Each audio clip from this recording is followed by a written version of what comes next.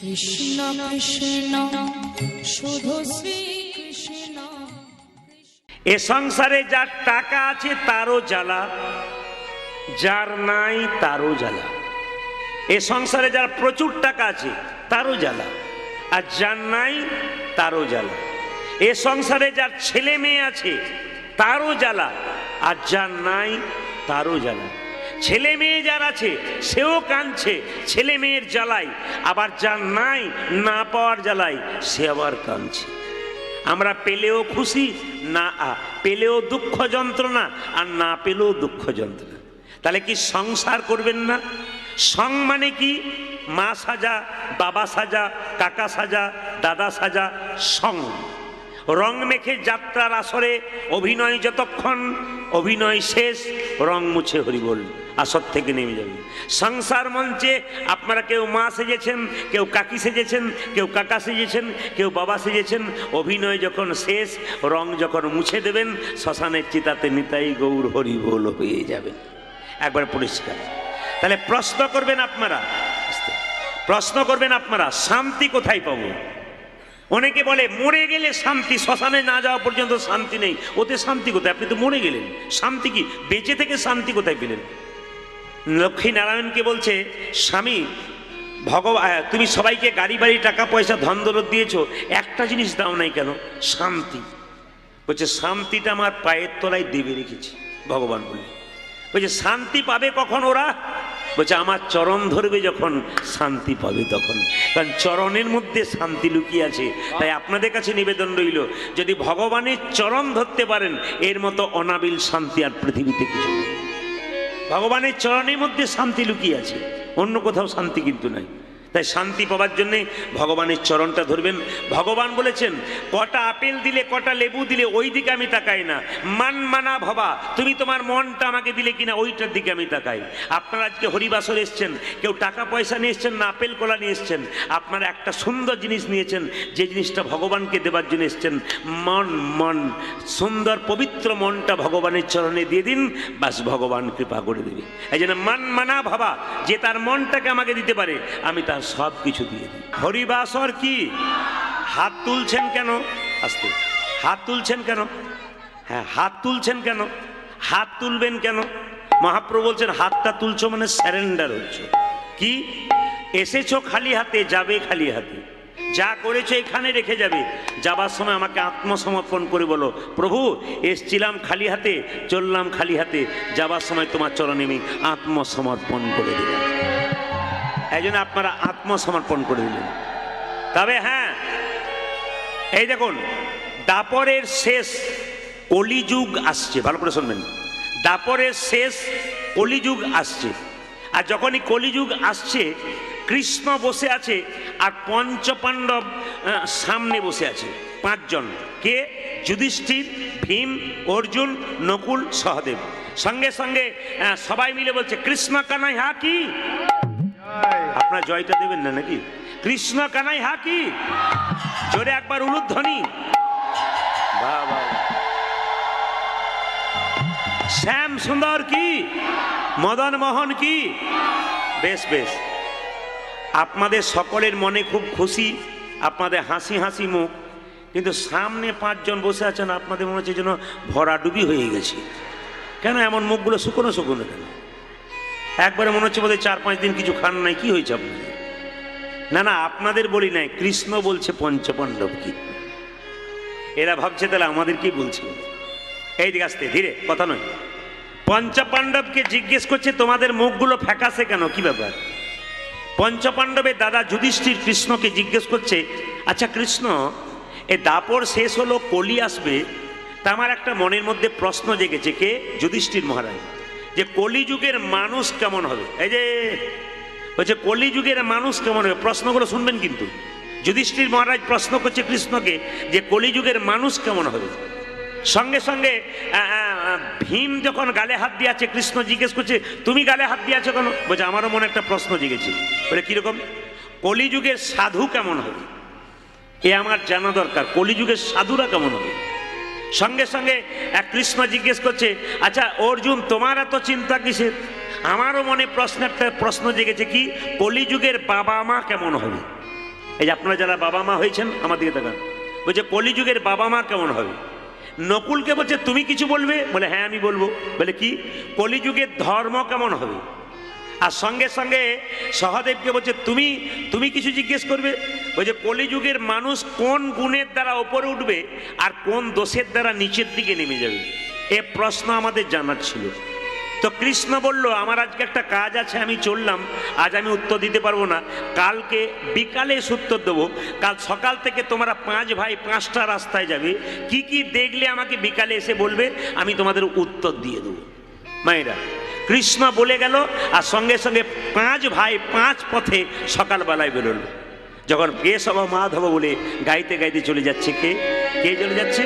একদিকে যুধিষ্ঠির মহারাজ, কেশব মাধব নন্দ দুলাল, কেশব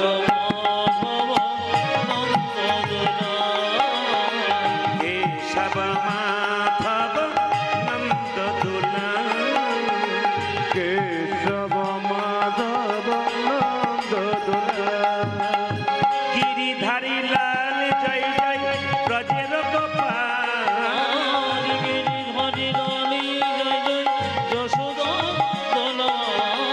গিরিধারী লাল জয় জয় যশোদা দুলাল, গিরিধারী লাল জয় জয় যশোদা দুলাল, কেশব মাধব গিরিধারী লাল, কেশব মাধব। গিরিধারী লাল।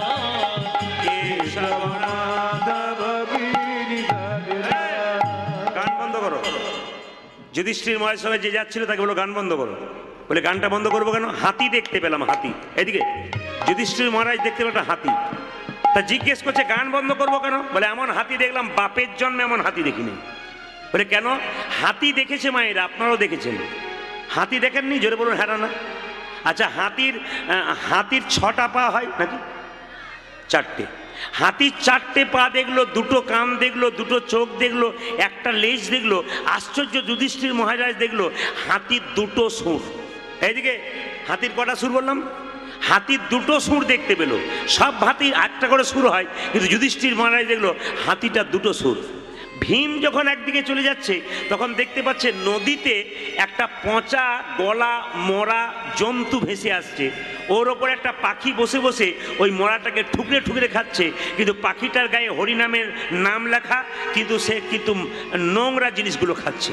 যার গায়ে হরিনাম লেখা সে নোংরা জিনিসগুলো ঠুকে ঠুকে খাচ্ছে, মানে ওই পচা জিনিসগুলো। অর্জুন যখন গেল তখন রাস্তায় দেখতে পেল একটা গাভী তার বাচ্চা প্রসব করলো, 4টে গোটা শরীর থেকে বাচ্চা রক্ত বেরোতে লাগলো। হঠাৎ বাছুরটা মরে গেল। মানে মা এমন 4টে শুরু করলো, 4টে গোটা শরীর থেকে রক্ত বেরোচ্ছে, রক্ত বেরোতে বেরোতে বাছুরটা মরে গেল। তাহলে একটা একটা করে জিজ্ঞেস করবো আমি, কে কি দেখলো? তাহলে মায়েরা, যুধিষ্ঠির মহারাজ কি দেখলো? হাতি। কটা সুর দেখেছে জোরে বলুন? 2টো। হ্যাঁ। আচ্ছা, ভীম কি দেখেছে? ও দেখেছে একটা জন্তু মরা ভেসে ভেসে আসছে, ওর মধ্যে একটা পাখি বসে আছে, শরীরে নাম লেখা, ঠুকরে ঠুকরে খাচ্ছে। আর অর্জুন কি দেখলো? মা একটা গাভী বাচ্চা প্রসব করলো, আর বাচ্চা প্রসব করার সঙ্গে সঙ্গে গাভী বাচ্চাটাকে চাটতে গোটা শরীর থেকে রক্ত বেরিয়ে গেল, আর সঙ্গে সঙ্গে বাছুরটা মরে গেল। এবার নকুল যখন যাচ্ছে তখন দেখলো রাস্তার মাঝে 6টা গর্ত। তো 6টা গর্তের মধ্যে 4টা গর্তে জল আছে আর 2টো গর্ত ফাঁকা। মনে মনে ভাবছে জল তো 6টা গর্ততে থাকবে, 4টাতে রয়েছে, 2টো ফাঁকা রইলো কেন? নকুল তো হলো। সহদেব যখন দেখলো তখন কি দেখলো? দেখুন, তাকান আমার দিকে। সহদেব দেখতে পেল একটা বিরাট বড় পাহাড় থেকে একটা বিরাট পাথর গড় করে নেমে আসছে। একটা গাছে লাগলে গাছ ভেঙে দেবে, ঘর ভেঙে দেবে, মানুষের গায়ে পড়লে মানুষ মরে যাবে, কিন্তু আশ্চর্যের ব্যাপার পাথরটা গড় করে আস্তে আস্তে একটা ঘাসের ডগায় ঠেকে ওইখানে আটকে গেল। তা এত বড় পাথর যে একটা বাড়িকে ধাক্কা দিলে বাড়ি ভেঙে যায়, মানুষকে ধাক্কা দিলে মানুষ মরে যায়, সেই পাথরটা নামতে নামতে হঠাৎ একটা ঘাসের ডগাতে লেগে আটকে গেল। মনে মনে ভাবলো যাই কৃষ্ণকে জিজ্ঞেস করে আসি। সবাই 3-5 জন মিলে এসেছে, বিকালবেলায় কৃষ্ণ বসে আছে আর পঞ্চপাণ্ডব এই গানটি গাইতে গাইতে আসছে। এই গানটি গাইতে গাইতে পঞ্চপাণ্ডব আসছে কার কাছে? কৃষ্ণের কাছে। কেশব মাধব গিরিধারী লাল, কেশব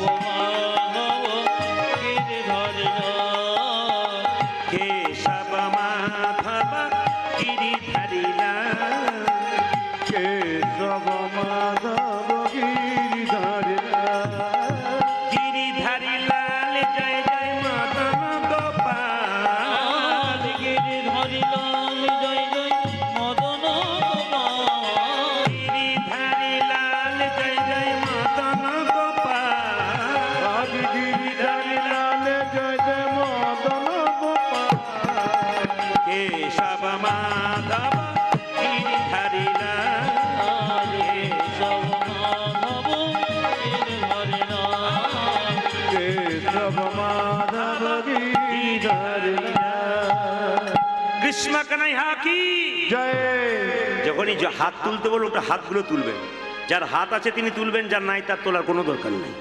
একবার হাত তুলুন, রাধা রানী কি। যারা দাঁড়িয়ে আছে তারা ভাবছে আমাদের তোলার দরকার নাই, যারা বসে আছে তারা তুলুক, যারা দাঁড়িয়ে আছে তাদের তোলার দরকার নেই। তবে হাত যদি তুলবেন পরের জন্মে আবার হাত পাবেন, আর হাত না তুললে হাত পাবার চান্স নাই। দুটো পা আছে আর দুটো পা যোগ হয়ে যাবে, চারটে পা হলে কি হয় বসে বসে ভাবুন। রাধা রানী কি, শ্যাম সুন্দর কি।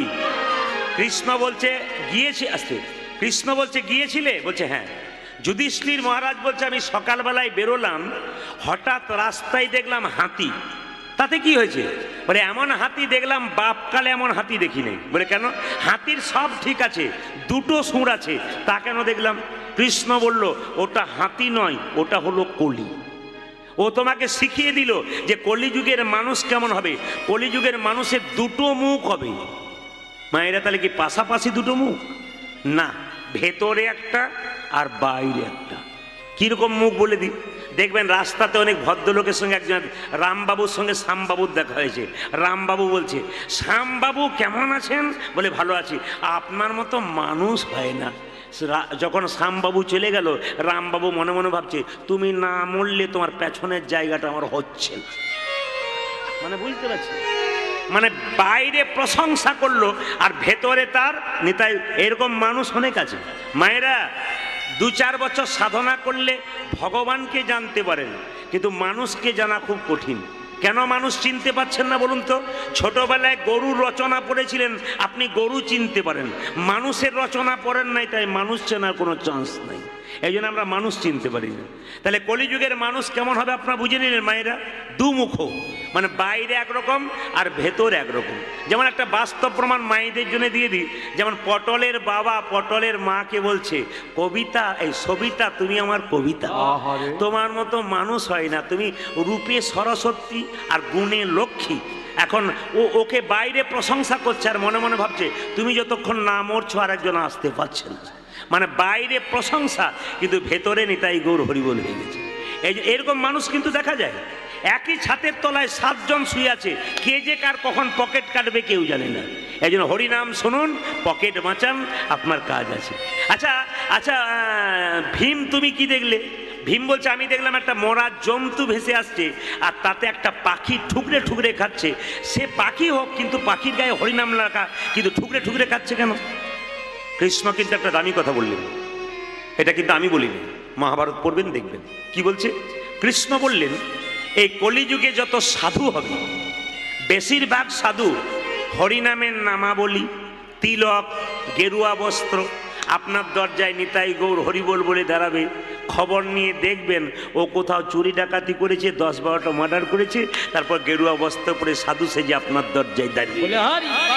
তাহলে প্রশ্ন করবেন প্রদীপ বাবু, তাহলে সাধুকে প্রণাম করব না? কৃষ্ণ বলল যে কোনো সাধুর দরজায় এলে একবার নয় 3 বার প্রণাম করো। মায়েরা 3 বার প্রণাম করবেন কেন?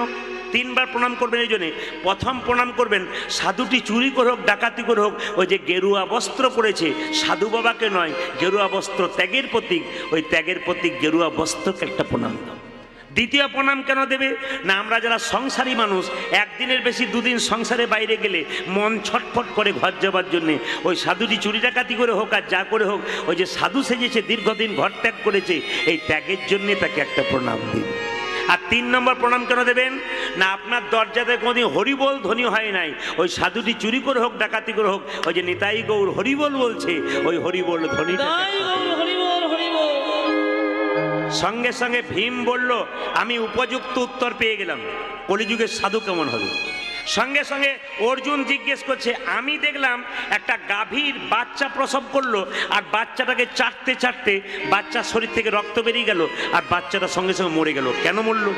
সঙ্গে সঙ্গে কৃষ্ণ বলল তুমি প্রশ্ন কি ছিল? বলে কলিযুগের বাবা মা কেমন হবে। বলছে কলিযুগের বাবা মা এই হবে, ছেলেকে আদর দিতে দিতে একবার নিতাই গৌর হরিবোল করে দিল। তার মানে কি? জ্যান্তে মরা, বিবেকানন্দের কথা, জ্যান্ত থেকে মোরা। বাচ্চা মানুষ হলো, বড় হলো, সব হলো, কিন্তু বিবেক বুদ্ধি যার না হলো সে জ্যান্ত মোরা।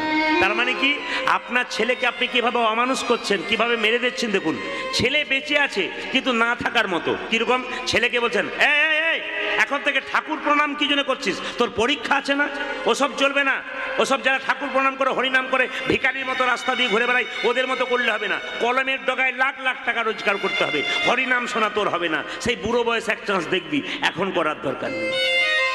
তাহলে লক্ষ্য করুন, আমরা ছেলেদেরকে কি করছি, টাকা পয়সা রোজগার করার মেশিন তৈরি করছি। আপনার ছেলেকে বিরাট অফিসার করলেন, উনি কলকাতায় গিয়ে ফ্ল্যাটে রইলেন, আর আপনি বাবা মা বসে রইলেন হাঁ করে, কখন ছেলে আসবে। ছেলে আর এলো না। মেম সাহেবকে বিয়ে করার পর ওইখানেই রয়ে গেল, ও ফ্ল্যাটে গিয়ে ফ্ল্যাট হয়ে পড়ে গেল, মা বাবাকে চিনতে পারলো না, বেঁচে থেকেও মরার মতো আপনি তৈরি করে দিলেন। কি সুন্দর উত্তর দিচ্ছে দেখুন। সঙ্গে সঙ্গে নকুল বলছে, আমি দেখলাম 6টা গর্ত, তার মধ্যে 4টেতে জল আর 2টোতে নাই, দেখলাম কেন? কৃষ্ণ বলল, কলিযুগে যত উৎসব হবে, আড়ম্বরতা বেশি হবে, ধর্ম কম হবে। আপনারা বলুন তো, হাত তুলে বলেন না দুর্গা দেখতে যাব।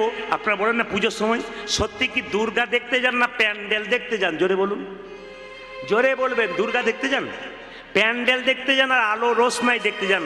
যত না ভক্তি আড়ম্বরতা তার চাইতে বেশি। দেখবেন এখন প্যান্ডেলের রোশনাই, আলোর প্যান্ডেল বিরাট। আবার আমি এবছর দুর্গা পুজোতে এক জায়গায় গান করতে যাচ্ছিলাম, আমার বড় লজ্জা লাগলো, ধিক্কার লাগলো। প্যান্ডেল করেছে, তার পাশে দেখছি একটা স্কুটি রেখেছে, শিব স্কুটি চালাচ্ছে, আর দুর্গা তার কাঁধে হাত দিয়ে বসে আছে। আপনারা হাসছেন, কিন্তু খুব লজ্জার ব্যাপার আমাদের হিন্দু সমাজে, যে কিছু বোঝে না, জানে না। জিজ্ঞেস করলাম এটা কি হচ্ছে, ওটা থিম বানিয়েছি, থিম। লজ্জা লাগা উচিত, আমরা কোন জায়গাতে পৌঁছাচ্ছি। অসভ্য সমাজ, অসভ্য মানুষ এগুলোকে এত নোংরা করে দিচ্ছে, আমাদের ধর্মটাকে আমরা নিজেরাই শেষ করে দিচ্ছি, আমরা বুঝতে পারছি না। আনন্দ করে চলে যাচ্ছে আমরা দেখবার জন্যে, কিন্তু আমরা যে কত নিচে নামাচ্ছি ধর্মকে। অন্যান্য জাতির মানুষ এই সমস্ত ধর্মকে দেখে ধিক্কার জানাবে, এটা কি ধর্ম হচ্ছে?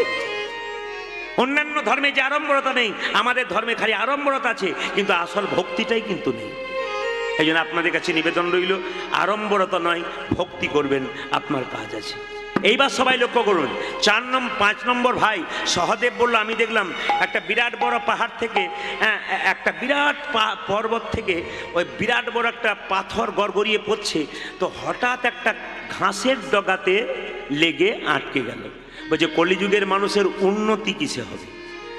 বলছে, উন্নতি হবে তখনই, সকাল থেকে সন্ধে পর্যন্ত সংসারে আছেন মা, জানতে অজান্তে আপনারা পাপ করছেন। পিঁপড়ের গায়ে পা দিচ্ছেন, পিঁপড়ে মরে গেল।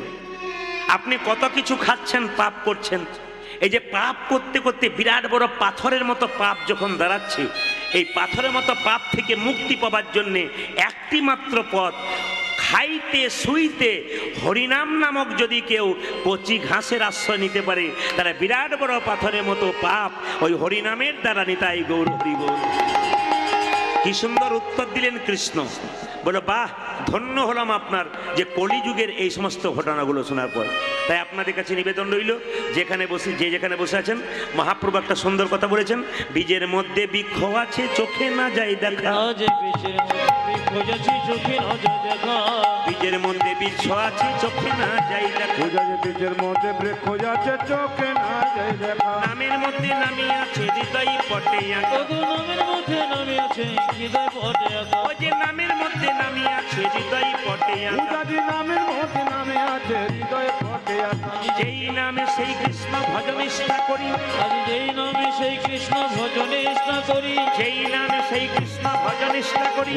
যেই নামে সেই কৃষ্ণ ভজন নিষ্ঠা করি। ওই যে নামের সহিত আছেন আপনি শ্রী হরি। আজ নামের সহিত আছে আপন সে হরি। নামের সহিত আছেন আপনি শ্রী হরি।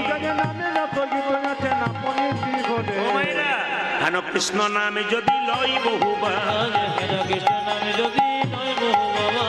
হেন কৃষ্ণ নামে যদি লই বহুবার।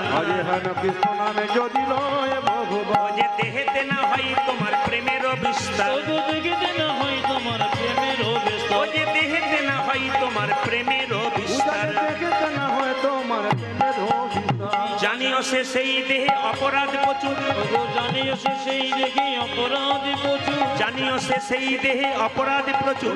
জানিও তো সেই দেখে অপরাধে ওই প্রচুর। যে কৃষ্ণলতা বীজ তাহে না হয় অঙ্কুর, ওগো কৃষ্ণলতা বীজ দেখে না ভয়ঙ্কর, ওই যে কৃষ্ণলতা বীজ তাহে না হয় অঙ্কুর। কৃষ্ণলতা বিচিতাতে ভাইরা, আপনাদের শরীরে পাপ আছে না পুণ্য আছে কি করে বুঝবেন? আপনাদের শরীরে পাপ আছে না পুণ্য আছে কি করে বুঝবেন? হরিনামের মাঝে যদি বসে কেউ ভাবে কেন যে মাঝে বসতে গেলাম, পাশে বসলে ভালো হতো, সময় মতো পালাবার চান্স পেতাম, এরকম ভাবনা চিন্তা যার মনে আছে তার পাপ এখন ভেতরে খুব আছে। আর যে হরিনাম শুনতে শুনতে কোনো দিকে তাকায় না, আপনি হরিবল বলে হাত তোলে, প্রেম সে হাত তোলে, মাঝে মাঝে চোখে জল বেরোয়, বুঝবেন তার এখনো পাপ নাই। একটা মায়েরা উত্তর দেবেন তো, যদি কারো জ্বর হয় তাহলে জিভটা মিষ্টি মিষ্টি লাগে? হ্যাঁ যাক আপনাদের প্রণাম জানাই। আমি যখন বললাম জ্বর হয় জিভটা মিষ্টি মিষ্টি লাগে, মায়েরা বলছে হ্যাঁ হ্যাঁ, কি ভক্তি করে বলছে। মানে আপনি কি আর ভুল বলবেন? জ্বর হলে জিভটা মিষ্টি মিষ্টি লাগে? জোরে বলুন। তাহলে অত পরে বলছেন কেন? আগে বলবেন তো। জ্বর হলে জিভটা তেতো লাগে, লাগে না? মহাপ্রভু কি বললেন? যাদের হরিনাম ভালো লাগে না তাদের কি করতে হবে? যদি হরিনাম ভালো লাগে না, বিরক্ত লাগে, তাদের কি করতে হবে? বারবার হরিবাসরে বসতে হবে, শুনতে হবে আর বলতে হবে। কি বললেন? বারবারে বলিবে, বারে বারে বলিবে, বারে বারে বলিবে, বারে বারে বলিবে, বারে বারে শুনবে আর বারে বারে বলিবে, বারে বারে শুনবে আর বারে বারে বলিবে, ওই যে বারে বারে শুনবে আর বারে বারে বলিবে, ওজারে বারে বারে শুনিবে আর বারে বারে বলিবে, ওই যে বারে বারে শুনবে আর বারে বারে বলিবে। বারে বারে শুনবে, ওই যে মধুমাখা হরিনাম, বারে বারে শুনবে, ওই যে মধুমাখা হরিনাম, বারে বারে শুনবে, আজ মধুমাখা হরিনাম, বারে বারে বলবে, আজ মধুমাখা বারে বারে শুনবে, আজ বারে বারে বলিবে, দেহেতে না হয় তোমার প্রেমের হবে, ওজারে দেখেতে না হয় তোমার প্রেমের বিস্তার। জোরে রাধা রানী কি, হ্যাঁ জোরছে শ্যাম সুন্দর কি, মদন মোহন কি। বেশ, এবার আপনাদের বলি, সন্ধ্যা যখন আগত, আপনাদের কাছে একটা নিবেদন, মহাপ্রভুর বাণী। 10 5 সবে মিলে দ্বারেতে বসিয়া কীর্তন করহ সবে হাতে তালি দিয়া। একটা ছোট্ট কথা, আপনারা মলয় চাঁদ কাজীর নাম শুনেছেন? জোরে বলুন হ্যাঁ না। ইনি কে ছিলেন? ইনি শাসনকর্তা ছিলেন নবদ্বীপে। আস্তে, হিন্দুর হরিনাম শেষ করছে কিভাবে দেখুন। জগাই মাথায়, জগাই মাথায় পান মাতাল ছিল, কিন্তু এডুকেশনে খুব বিরাট ছিল, খুব শিক্ষিত মানুষ ছিল জগাই মাথায়, কিন্তু মদ খেত। এই জগাই মাথায় একদিন কাজী সাহেবের কাছে গিয়ে বললেন, কাজী সাহেব, এই যে নিমাই নগরে নগরে কীর্তন করছে খোল করতাল নিয়ে, এর হরিনাম বন্ধ করো। কাজী সাহেব বলল, কোনো অসুবিধা নাই, আমি কাল থেকে প্রচার করে দেবো, নিমাই যেন দরজায় দরজায় রাস্তায় রাস্তায় হরিনাম না করে, খোল না বাজায়, করতাল না বাজায়। চারিদিকে প্রচার হয়ে গেল, যদি কাল থেকে কেউ খোল করতাল বাজায়, কাজীর আদেশ, খোল করতাল ভেঙে দেবে, হরিনাম হবে না। লক্ষ্য করুন, যখন এই কথাটা প্রচার হলো, মহাপ্রভু কত ঠান্ডা মাথার ভগবান দেখুন, কোনো চঞ্চলতা নেই। একদিন সন্ধ্যাবেলায় দেখতে পেল কাজী সাহেব সভা করছে, কাজী সাহেবের কাছে প্রবেশ করলো। কিভাবে? জিজ্ঞেস করলো, আচ্ছা মামা, ও মামা। কে বলছে? মহাপ্রভু। কাকে বলছে? মলয়চাঁদ কাজীকে। ও মামা। সঙ্গে সঙ্গে মলয়চাঁদ কাজী রেগে আগুন, তুমি আমাকে মামা বলছো? কি সম্পর্কে আমি তোমার মামা? তাছাড়া তুমি যেখানে এলে আমার পারমিশন নিয়ে এসেছো, তোমার সাহস কম নয়। আমি মলয়চাঁদ কাজী, নবদ্বীপের শাসনকর্তা, আমার একটা পাওয়ার আছে, আমার এখানে আসতে গেলে কাউকে অনুমতি নিয়ে আসতে হয়, আর তুমি বিনামন্ত্রে চলে এলে, তারপর তোমার সাহস কম নয়। কাল থেকে বলে দিয়েছি হরিনাম করা যাবে না, খোল করতাল বাজানো যাবে না, তুমি তাও দরজায় দরজায় হরিনাম করে বেড়াচ্ছ, তোমার সাহস তো কম নয়। সঙ্গে সঙ্গে বলে, তারপর তুমি আমাকে মামা বলছো? নিমাই বলল, সত্যি তুমি আমার মামা। বলে, কি করে মামা হলাম? মলয়চাঁদ কাজী রেগে আছে, কি করে মামা হলাম? বলছে, আমার দাদু নীলাম্বর চক্রবর্তী আর তোমার বাবা হলো দু ভাই। আমার দাদু নীলাম্বর চক্রবর্তী আর তোমার বাবা, এই তোমার দাদু হলো দু ভাই। তাহলে এখন শোনো, নীলাম্বর চক্রবর্তী যদি আমার দাদু হয়, তাহলে তোমার যে নানা, সে আমাদের কি হচ্ছে? সে আমার দাদু হচ্ছে। দাদু যদি হয়, তাহলে তুমি আমার মামা হচ্ছ, মামা হও না? সঙ্গে সঙ্গে বলছে, অত তো ভেবে দেখিনি বাবা। তার নিমাই, তোমার কাছে একটা কথা রইল, কি তুমি কেন ঘরে কীর্তন করো না? কি সুন্দর প্রশ্ন দেখুন। তুমি ঘরে কীর্তন করতে পারো খোল করতাল নিয়ে, রাস্তায় নগরে নগরে করার কি তার কাছে? কাল থেকে ঘরে করবে, কোনো ঝাঞ্ঝট থাকবে না, কিচ্ছু ব্যাপার নাই। বলছে, মামা তুমি ভালো করে কথাগুলো শোনো। বলে, কি? না, হরিনাম যদি আমি ঘরে করি তাহলে আমি শুনবো, আমি বলবো। যারা হরিনাম করে না, স্থাবর জঙ্গম পশু পাখি, এরা হরিনাম বলতে পারে না। নগরে নগরে কীর্তন করি কেন খোল করতাল নিয়ে, এদেরও কানে হরিনাম প্রবেশ করলে এরাও উদ্ধার হয়ে যাবে। আচ্ছা মামা, হরিনামের জন্যে যদি জগৎ উদ্ধার হয়, জগতের মঙ্গল হয়, তুমি কি চাও না? সঙ্গে সঙ্গে মলয় চাঁদ কাজী বলল, এতটা তো দেখিনি, ভেবে দেখিনি নিমাই, তবে আমি আদেশ দিলাম আগামীকাল থেকে তুমি নগরে নগরে খোল কোয়াতাল বাজিয়ে কীর্তন করবে। কেউ যদি বাধা দেয় তার ব্যবস্থা আমি নিয়ে নেব। লক্ষ্য করুন, এই জন্য আপনারা দেখবেন হরিনাম যজ্ঞ যেখানে হয়, আস্তে, হরিনাম যজ্ঞ যেখানে হয় সেখানে হরিনাম যজ্ঞ হবার পর দেখবেন নগরে নগরে কীর্তন হয়। কেন? যারা হরিনাম শুনতে পারে না, হরিনাম শোনে না, হরিনাম বলে না, তারাও যেন হরিনাম শুনতে পারে, বলতে পারে, তার জন্য নগরে নগরে কীর্তন মহাপ্রভু চালু করেছেন, আর সেটা এখনো পর্যন্ত রয়ে গেছে। তাই আপনাদের কাছে নিবেদন রইল, সকালবেলায় আপনি দরজা দিয়ে পেরোচ্ছেন, হরে কৃষ্ণ জোরে বলবেন, কোনো অসুবিধা নেই। কেন? আপনাকে কেউ ঠাট্টা করুক, ও করবে কেন বলুন তো? না, নিম পাতাকে যতই আপনি মিষ্টি রসে ভেজান, ও তেতো যায়। নিন্দুক লোক হরিনামের নিন্দা করবে, তারপরে আপনি করবেন না। হাতি রাস্তা দিয়ে চলে যায়, কুকুর ঘেউ ঘেউ করে, হাতি কি কুকুরের দিকে তাকায়? ঠিক সেরকম যারা কৃষ্ণ ভক্ত হয় তারা হাতির মতো, আর যারা নিন্দুক হয় তারা কুকুরের মতো। আপনি হরিনাম করবেন, ওরা বলুক, আপনার ওদের বলবার জন্য আছে, কিন্তু ওরা বলতে বলতে একদিন দেখবেন আপনার দলেই চলে আসবে। এই জন্য আপনাদের কাছে নিবেদন রইল, আজকে মহাপ্রভুর সেই বাণীটা আমরা রাখবো। চৈতন্য চরিতামৃতে লেখা আছে কি, 10-5 সবে মিলে ধারেতে বসিয়া কীর্তন করহ সবে হাতে তালি দিয়া। হাতগুলোকে উঠান, সবাই মিলে কীর্তন করুন। হরি হরয়ে নম কৃষ্ণ নম কৃষ্ণ যাদবায় নম, হরয়ে নম কৃষ্ণ যাদবায় নম, হরয়ে নম কৃষ্ণ যাদবায় নম। দুজন সবার হরয়ে নম কৃষ্ণ যাদবায় নম, ও যে যাদবায় মাধবায় কেশবায় নম। তবু যাদবাই মাধবাই কেশবায় না না না, আপনারা কি শুনতে কম পাচ্ছেন নাকি? শুনতে পাচ্ছেন তো? তাহলে হাত তুলে বলুন, এখানে দেখিয়ে দিন মহাপ্রভু এসছেন, মহাপ্রভুকে হাত তুলে বলুন। সবাই সবাই হাত তুলুন একসঙ্গে, তালিটা এত সুন্দর হবে। এই দেখুন আমার ক্যামেরা এসছে কীর্তন ইন্ডিয়া, আপনার 2-4 দিন পরে গানটা শুনতে পাবেন, তখন দেখবেন কি সুন্দর হাততালিগুলো আপনাদের উঠেছে। ও ক্যামেরাটা ঘোরাচ্ছে, ওই যে ক্যামেরাটা ঘুরছে, ও কিন্তু আপনাদের হাততালিগুলো নিচ্ছে। শুধুমাত্র আপনারা দেখবেন তা নয়, গোটা বিশ্বের মানুষ দেখতে পাবে এই ইউটিউবের মাধ্যমে যে আপনারা কেমন তালি দিচ্ছেন। আজকে জায়গাটার নাম আমি বলে দিই, নেজাট। এই নেজাটে কীর্তন হচ্ছে, আপনারা তালি দিচ্ছেন, গোটা বিশ্বের মানুষ শুনতে পাচ্ছে, সবাই মিলে হাততালি আপনাদের দেখছে যে উত্তর 24 পরগনার মানুষ, ভক্তগণ, সুন্দরবন এলাকার কি সুন্দর হাততালি দিতে পারে, তা আপনারা দেখিয়ে দিন।